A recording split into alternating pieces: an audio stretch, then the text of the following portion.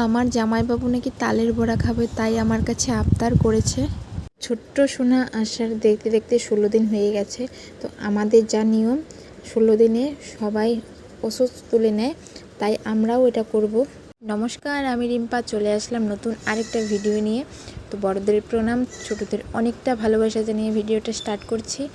তো সকলের ভিডিওটা দেখার অনুরোধ রইল, তোমরা দেখো। ঘুম থেকে উঠে বাসি কাপড়টা চেঞ্জ করে চলে যাব রান্না করার জন্য। তো আজকে আবার যেতে হবে বাবার বাড়িতে। আজকে রান্না হয়েছে কাঠকচু, কেউ বলে শোলা কচু, তো আমি কাঠকচুই বলি। এগুলোর বড়া হয়েছে, আলু করলার ঝোল, পটলের ছোলার বাটা বানিয়েছি। তো এগুলো দিয়ে সকালবেলা খাওয়া দাওয়া করে দারুণ হয়েছে।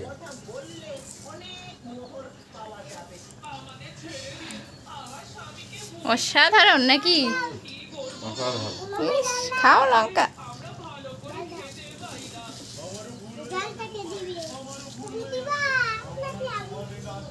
না, আমি দিব না।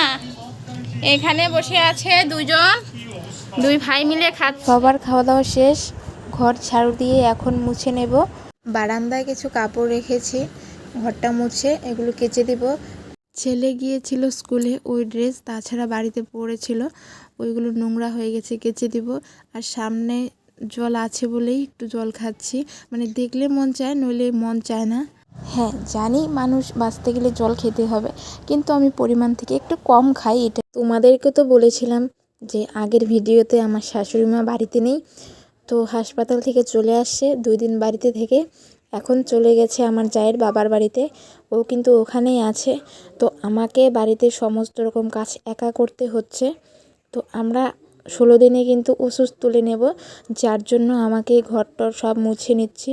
আমাদের দোকান আছে, তোমরা অনেকেই জানো।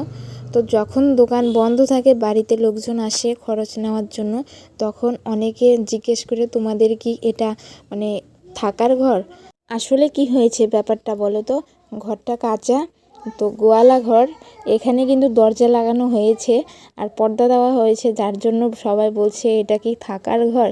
এখন ঠিক থাকার ঘর বললে ভুল হবে না। আমাদের যে পুরনো ঘর ছিল সেটা ভাঙার পর এখানে শাশুড়ি আর শ্বশুর থাকে এই ছোট্ট রুম। হ্যাঁ, তোমরা অনেকেই ভাবতে পারো যে গোয়ালা ঘরে কি মানুষ থাকে? তো আমি বলবো হ্যাঁ থাকে, কি করবে, সময় খারাপ হলে যা হয়।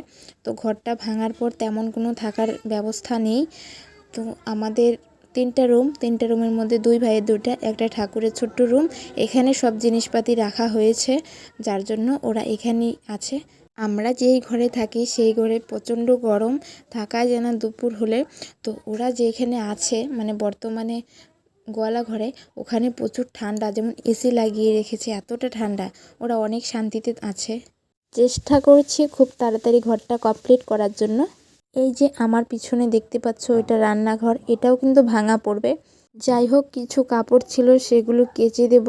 আজকে রৌদ্রটা উঠেছে, সব শুকিয়ে যাবে।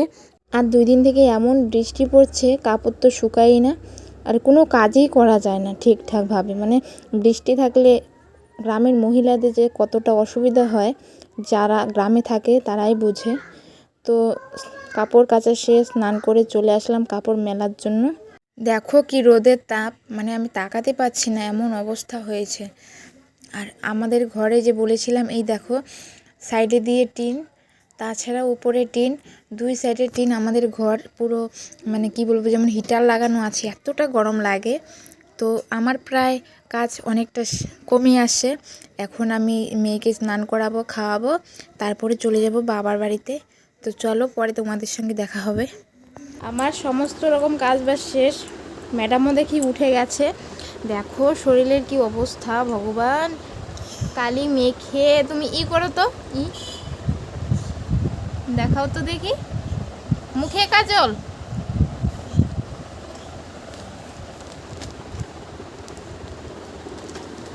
কাজলটা আমার ভুল হয়েছে, বিছানায় রেখেছিলাম।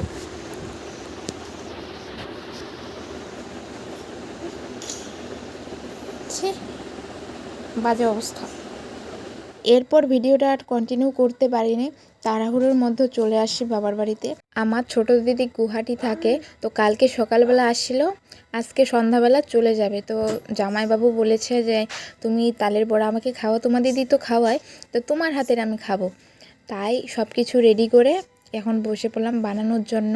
আমার অর্ধেক বানানো শেষ, পরে মনে পড়লো যে কিভাবে বানাবে, তার কি কি উপকরণ লাগবে সেগুলো মানে ভিডিও বানানোর জন্য আমার মনেই ছিল না। তো যাই হোক, আমি বানিয়েছি সব কিছু দিয়ে। জামাইবাবু খেয়েছে, খেয়ে বলেছে যে না অনেক সুন্দর হয়েছে, খুব বলে ভালো বানিয়েছি। যারা খেয়েছিল সবাই বলেছে ভালো হয়েছে। আমি বানাতে বানাতে পরিশান হয়ে গেছি। দেখো আমার দিদি এখানে বসেছে ভাজার জন্য। এই দেখো ফুলকো ফুলকো তালের বড়া, কে কে খাবে চলে এসো। মুখটা একটু দেখাই, এই দেখো খুব সুন্দর ফুলেছে।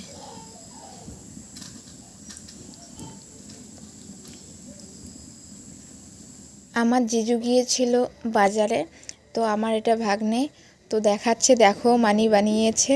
তো এই দেখো মোমো নিয়ে আসছে, তো এখন আমার ছেলেকে খাইয়ে দেবে আমার দিদি। এটা আমার ছোট দিদি।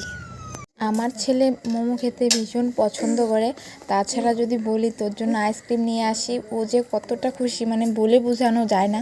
এদিকে জিজু বসে বসে মোবাইল টিপছে। শ্বশুর বাড়িতে আসলে একদম সময় কাটে না কোনো ছেলেরই। দেখো কিভাবে দেখছে মানে মনোযোগ সহকারে। বাজার থেকে আসে ওই জন্য গরম লাগছে, এই ফ্যানের তলে বসছে।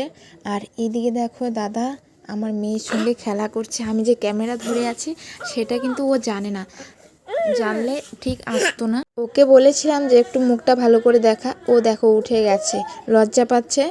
এদিকে আমাকে রেখে ওরা সবাই মোমো খেয়ে নিচ্ছে। যাই হোক ওরা খাক, এরপর আমি খাবো। তো খাওয়া দাওয়া করে তারপর চলে আসলাম বাড়িতে, কারণ বাড়িতে তো কেউই নেই, ফাঁকা। সকাল সকাল আবার রান্না করতে হবে, না হলে সকালে আসলে আমার অনেকটা ভেজাল হয়ে যাবে। এখানে মাসি আর দুই ভাগ্নে মিলে খাচ্ছে। তো যাই হোক ভিডিওটা এখানে শেষ করছি, দেখা হচ্ছে নতুন কোনো ভিডিওতে। ততক্ষণে তোমরা ভালো থাকবে, সুস্থ থাকবে। তো আজকের মতো বাই।